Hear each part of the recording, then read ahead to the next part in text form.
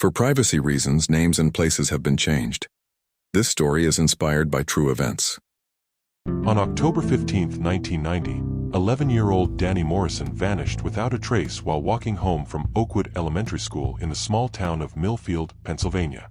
The fifth grader had taken the same route home hundreds of times before, but on this crisp autumn afternoon, he simply disappeared somewhere along the familiar tree-lined streets of his quiet neighborhood. Despite an extensive investigation involving state police, the FBI, and hundreds of volunteers, no trace of Danny was ever found. The case became one of Pennsylvania's most heartbreaking missing child mysteries, leaving his family devastated and a close-knit community forever changed by the loss of one of their own. For 3 years, Danny's disappearance remained unsolved, gradually fading from daily headlines but never from the minds of those who refused to give up hope. Then, in November 1993, retired police detective Frank Sullivan was hiking through the dense woods outside Millfield when he made a discovery that would finally provide answers to the questions that had haunted the town for years. Hidden beneath fallen leaves and forest debris, Sullivan found an unmarked grave that had been carefully concealed for 3 long years. The discovery would not only solve Danny Morrison's disappearance but would also expose a truth that was far closer to home than anyone could have imagined. This is the complete investigation into Danny Morrison's disappearance, from the quiet street where he vanished to the shocking revelation that would emerge from a shallow grave in the Pennsylvania woods. Chapter 1: The Walk That Never Ended. October 15, 1990 was a beautiful autumn day in Millfield, Pennsylvania, with crisp air and the brilliant colors of fall foliage painting the small town in shades of gold and crimson. For 11-year-old Danny Morrison, it was the start of what should have been a typical Monday afternoon walk home from Oakwood Elementary School. Danny was a bright, energetic fifth grader who was well liked by his teachers and classmates. He lived with his parents, Robert and Susan Morrison, and his younger sister Emily, 8, in a modest 2-story house on Maple Street, just 6 blocks from his school in the heart of Millfield's residential district. The Morrison family had lived in Millfield for Danny's entire life, having moved there shortly before his birth when Robert took a job as a supervisor at the local paper mill. Susan worked part-time as a secretary at the town's medical clinic, allowing her to be home when the children returned from school. Danny's daily routine was well established and rarely varied. School ended at 3:15 p.m., and Danny would walk home along a route that took him through the safest parts of town. The walk typically took about 15 minutes, and Danny was expected to be home by 3:45 p.m. to have a snack and start his homework. The route Danny followed was considered very safe by Millfield standards. He would exit the school grounds, walk 3 blocks north on Oak Street, turn west on Pine Avenue for 2 blocks, then south on Maple Street to his family's house. The entire route was through residential neighborhoods with sidewalks and good visibility. On October 15th, Danny had seemed completely normal throughout the school day. His teacher, Mrs. Jennifer Walsh, later told investigators that Danny had participated actively in class discussions and had been excited about a science project they were working on about the solar system. Danny's best friend, Tommy Chin, walked partway home with Danny every day since they lived in the same general direction.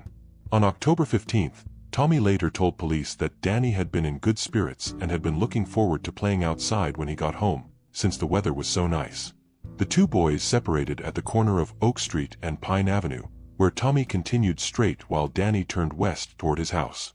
This separation occurred at approximately 3:25 p.m., according to Tommy's recollection, and would be the last time anyone saw Danny Morrison alive. Several neighbors reported seeing Danny walking along Pine Avenue between 3:25 and 3:30 p.m.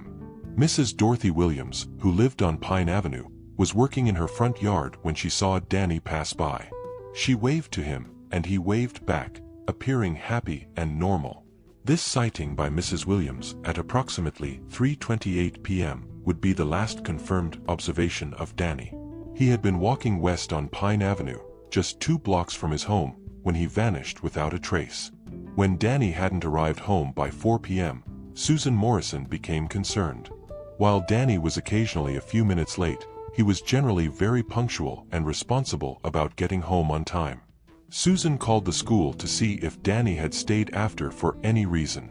The school secretary confirmed that Danny had left with the other students at 3:15 p.m. and that no after-school activities had been scheduled. This information increased Susan's worry, and she decided to walk Danny's route to see if she could find him or determine what might have delayed him. Susan walked the entire route from the school to her house, checking with neighbors and looking for any sign of her son. Several people confirmed that they had seen Danny walking home at the usual time, but no one had noticed anything unusual or concerning about his behavior or surroundings. By 4:30 p.m., when Susan had completed her search without finding Danny, she called her husband Robert at work. Robert immediately left the paper mill and came home, arriving at 4:45 p.m. to help search for their son. Robert and Susan spent the next hour driving and walking through the neighborhood, checking with friends' houses, local stores, and anywhere else Danny might have gone. They also contacted Danny's teachers and classmates to see if he had mentioned any plans that his parents weren't aware of. At 6 p.m., after nearly 3 hours without any sign of Danny, the Morrison family made the decision to call the Millfield Police Department. The call was received by Officer Michael Rodriguez, who immediately recognized the seriousness of a missing child case. Officer Rodriguez arrived at the Morrison home at 6:15 p.m. and began taking a detailed report about Danny's disappearance. He interviewed both parents extensively about Danny's routine, his friends, and any recent changes in behavior or circumstances that might be relevant. The initial investigation revealed that Danny had no history of running away or disappearing, was not having problems at school or home, and had no apparent reason to deviate from his normal routine. The fact that he had vanished in broad daylight on a familiar route made his disappearance particularly alarming. By 7 p.m. on October 15th, additional police units had arrived to begin a systematic search of the area where Danny was last seen. The search focused on Pine Avenue and Maple Street, including yards, alleys, and any structures where an 11-year-old boy might have gone or been taken. As darkness fell on October 15, 1990, Danny Morrison had been missing for nearly 4 hours. The boy who had walked home from school hundreds of times before had simply vanished somewhere along the quiet streets of Millfield, leaving behind only questions and a family desperate for answers. The search for Danny Morrison was about to become one of the most intensive missing child investigations in Pennsylvania history, involving hundreds of volunteers and law enforcement officers in a desperate effort to find a boy who seemed to have disappeared into thin air. Chapter 2. The search begins. The search for Danny Morrison intensified dramatically on October 16, 1990, as word of his disappearance spread throughout Millfield and surrounding communities. The Pennsylvania State Police took over coordination of the investigation, bringing specialized resources and expertise to what was clearly a serious missing child case. Detective Lieutenant Sarah Mitchell was assigned as the lead investigator. With 18 years of experience in criminal investigations, including several missing person cases, Mitchell immediately recognized the unusual aspects of Danny's disappearance that suggested foul play rather than a simple case of a lost child. The investigation began with detailed interviews of everyone who had seen Danny on October 15th. Mitchell and her team spoke with classmates, teachers, neighbors, and anyone else who had been in the area during the time of Danny's disappearance. The interviews confirmed that Danny had been following his normal route home and had appeared completely normal to everyone who saw him. There were no reports of strangers in the area, unusual vehicles, or anything else that might explain his sudden disappearance. Detective Mitchell also conducted extensive background checks on everyone who lived along Danny's route home, looking for any individuals with criminal histories or concerning behaviors. The investigation revealed that most residents were long-time Millfield families with no criminal backgrounds. However, one resident did attract investigators' attention. Carl Hoffman, who lived on Pine Avenue about halfway between where Danny was last seen and his home, had been arrested several years earlier for public intoxication and had been involved in a domestic violence incident with an ex-girlfriend. When questioned, Hoffman claimed that he had been at work at the local hardware store during the time of Danny's disappearance. However, when investigators checked with his employer, they learned that Hoffman had actually left work early that day, claiming he felt sick. Hoffman's alibi discrepancy made him a person of interest in Danny's disappearance. Detective Mitchell obtained a search warrant for Hoffman's house and property, looking for any evidence that might connect him to the missing boy. The search of Hoffman's property revealed no obvious evidence of Danny's presence, but investigators did find some concerning items. Hoffman possessed several hunting knives and had what appeared to be photographs of local children, including some that had been taken from a distance without the subject's knowledge. While the photographs were not illegal, They raised questions about Hoffman's interest in children and his behavior patterns. When confronted about the images, Hoffman claimed they were innocent photographs taken during community events, but investigators remained suspicious. Meanwhile, the physical search for Danny expanded to include the wooded areas surrounding Millfield. Pennsylvania State Police search teams with tracking dogs began systematic coverage of all forest areas within a 5-mile radius of where Danny was last seen. The search dogs picked up Danny's scent along his normal route home but lost it abruptly on Pine Avenue, near the area where he was last seen by Mrs. Williams. The scent trail ended without indication of which direction Danny might have gone from that point. The FBI joined the investigation on October 18, bringing federal resources and expertise in child abduction cases. Special Agent Robert Kim was assigned to work with Detective Mitchell and coordinate with law enforcement agencies throughout Pennsylvania and neighboring states. Agent Kim's first priority was to determine whether Danny's disappearance might be connected to other missing children cases in the region. The FBI maintained databases of similar cases and could identify patterns that might not be apparent to local investigators. The analysis revealed that there had been several unexplained disappearances of children in Pennsylvania and surrounding states during the previous 2 years, though none shared obvious similarities with Danny's case. However, the possibility of a serial predator could not be ruled out entirely. The investigation also focused on registered sex offenders living within a 50-mile radius of Millfield. Pennsylvania State Police and FBI agents interviewed dozens of individuals with histories of crimes against children, looking for any who might have been in the area on October 15. Most of the interviews with registered offenders produced alibis that could be verified, and none of the individuals showed signs of deception or provided information that connected them to Danny's disappearance. However, the process helped rule out some potential suspects. As October 1990 turned into November, the active search for Danny had involved over 500 volunteers and law enforcement personnel but had produced no concrete evidence about his whereabouts. The case was beginning to take on the characteristics of a long-term missing person investigation. The search efforts included helicopter reconnaissance of remote areas, underwater searches of ponds and streams, and systematic examination of abandoned buildings and structures throughout the region. Despite these extensive efforts, no trace of Danny was found. The case received significant media attention throughout Pennsylvania and the northeastern United States, with Danny's photograph appearing on television news programs and in newspapers. The story of an 11-year-old boy disappearing while walking home from school captured public attention and generated numerous tips. However, most of the tips proved to be false leads or cases of mistaken identity. Several people reported seeing boys who resembled Danny in various locations, but investigation revealed that none of these sightings involved Danny himself. One potentially significant tip came from a motorist who reported seeing a young boy who appeared distressed getting into a dark-colored sedan on Pine Avenue around the time of Danny's disappearance. However, the witness couldn't provide a detailed description of the vehicle or its occupants. Investigators followed up extensively on this lead, checking with local car rental agencies and reviewing motor vehicle records for dark sedans registered in the area.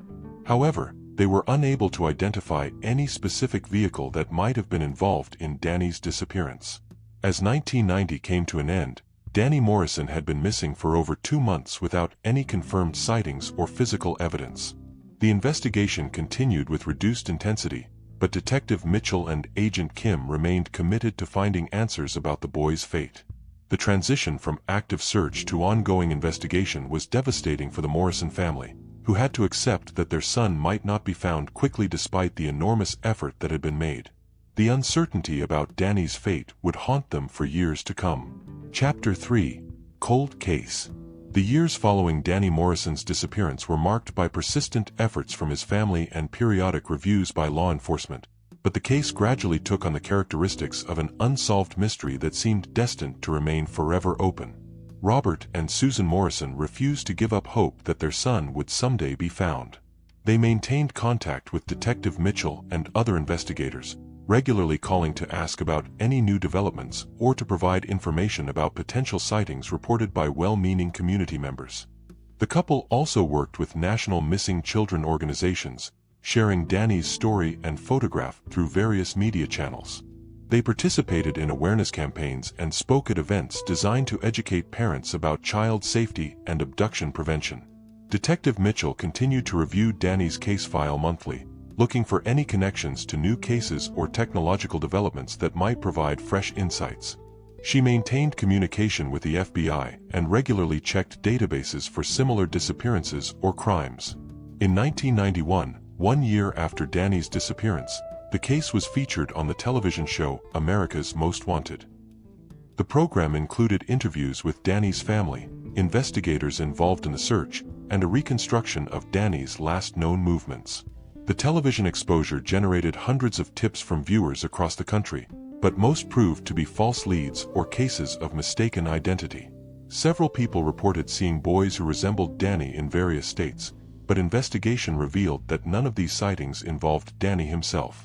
One tip that seemed particularly promising came from a woman in Ohio who reported seeing a boy matching Danny's description with a man at a shopping mall in Cleveland.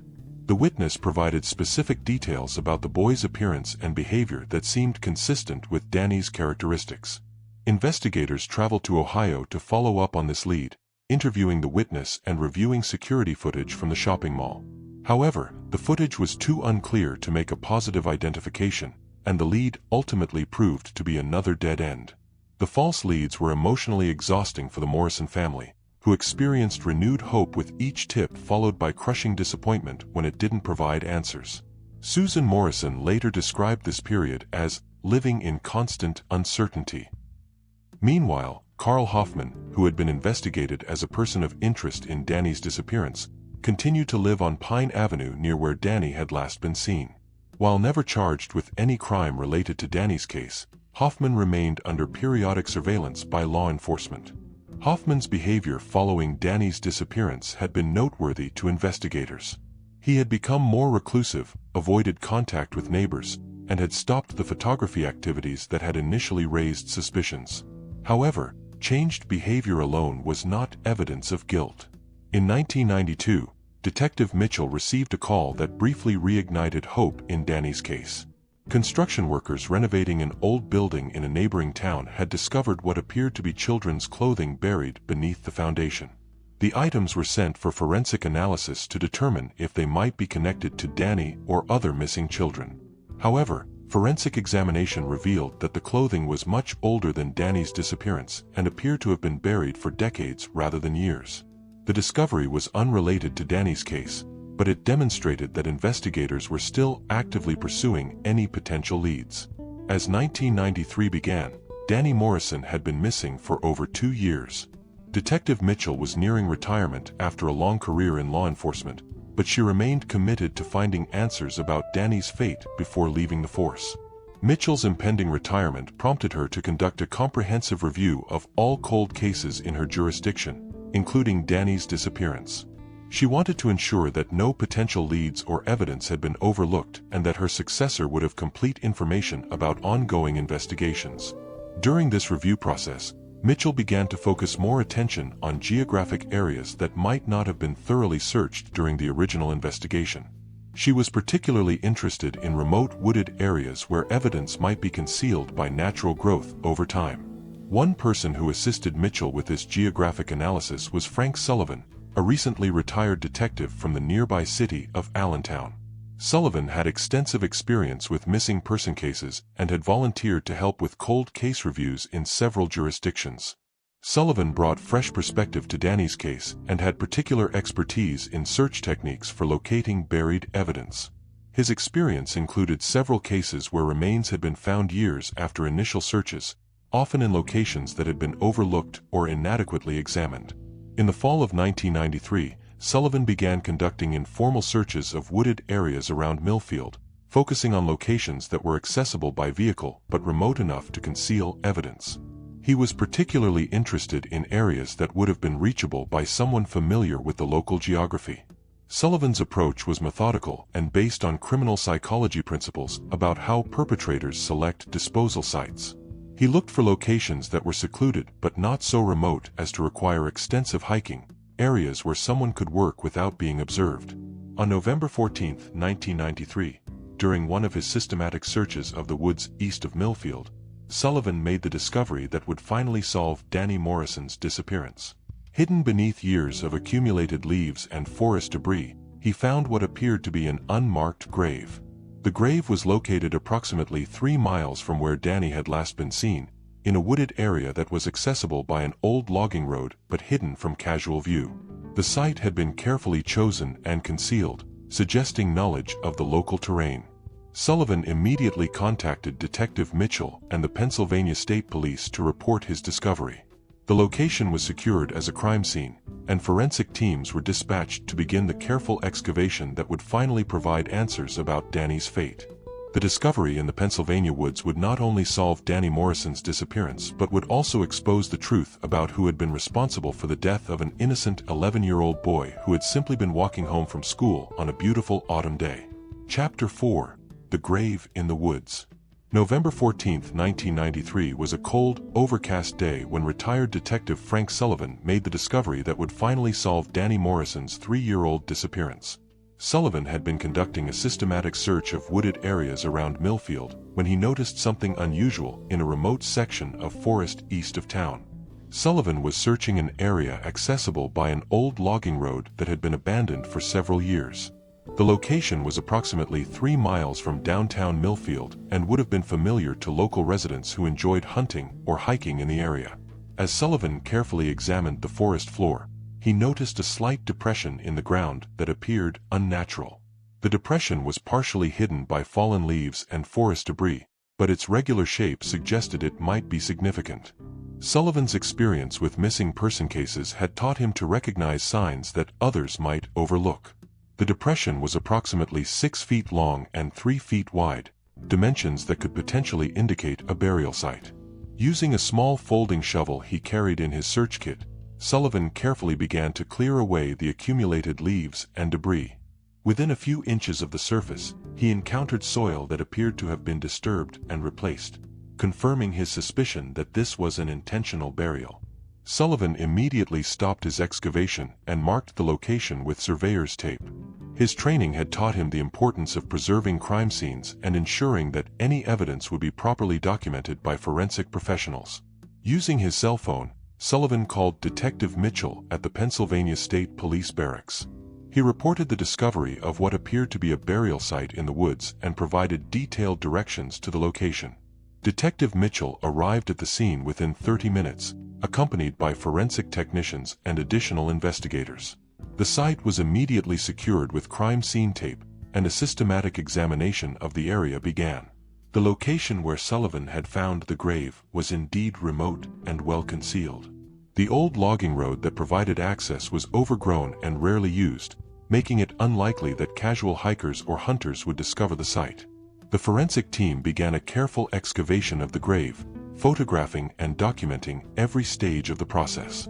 The soil had clearly been disturbed and replaced, and the grave appeared to have been dug to a depth of approximately 3 feet.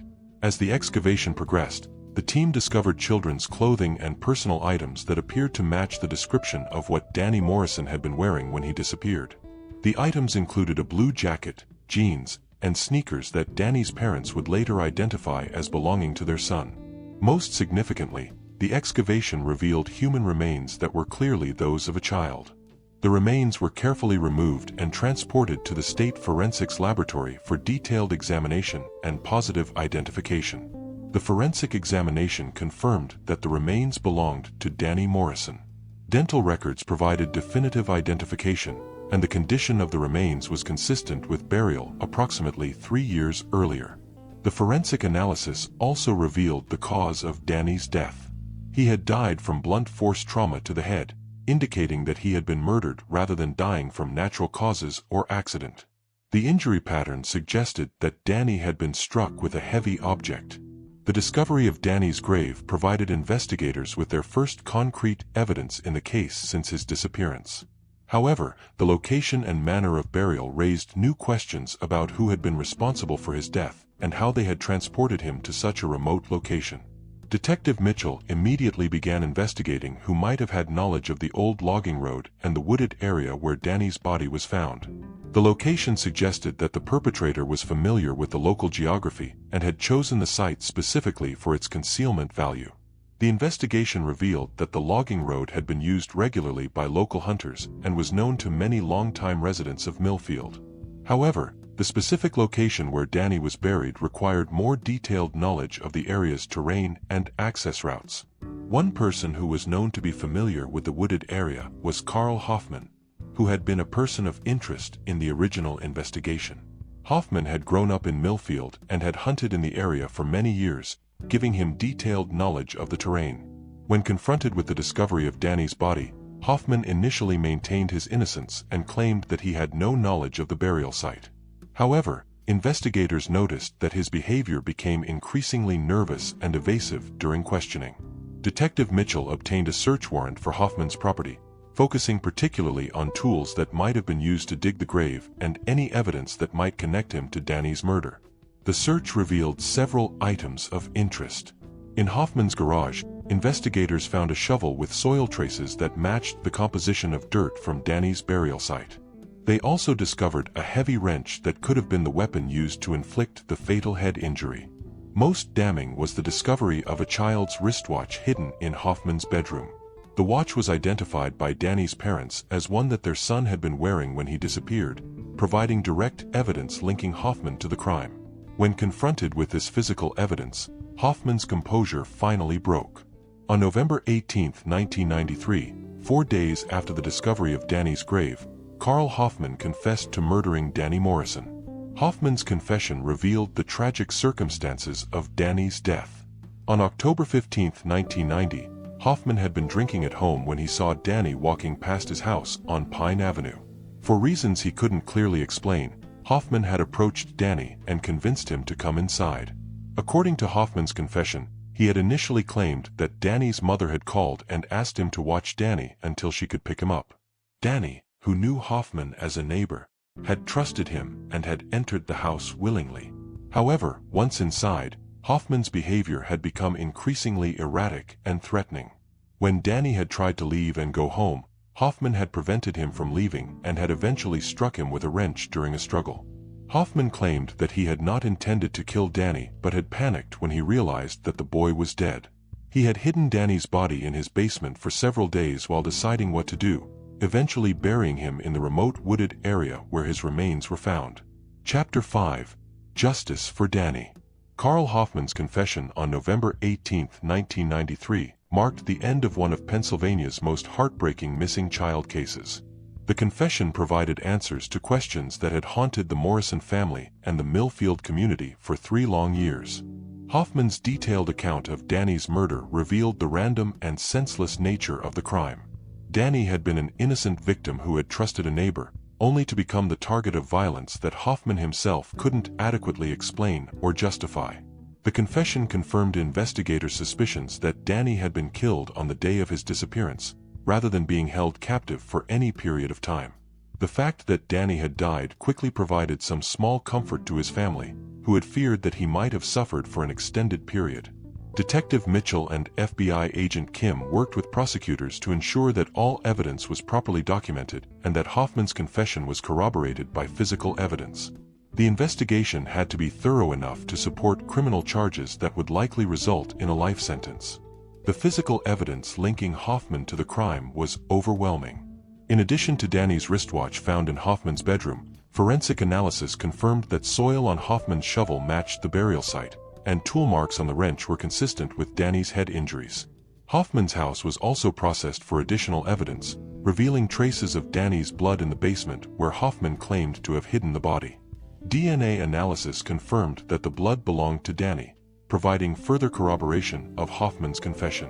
On November 25, 1993, Carl Hoffman was formally charged with first-degree murder in the death of Danny Morrison. The charges carried the possibility of the death penalty under Pennsylvania law, though prosecutors would ultimately seek a life sentence without parole. The arrest brought some measure of closure to the Morrison family, though it could never heal the pain of losing their son.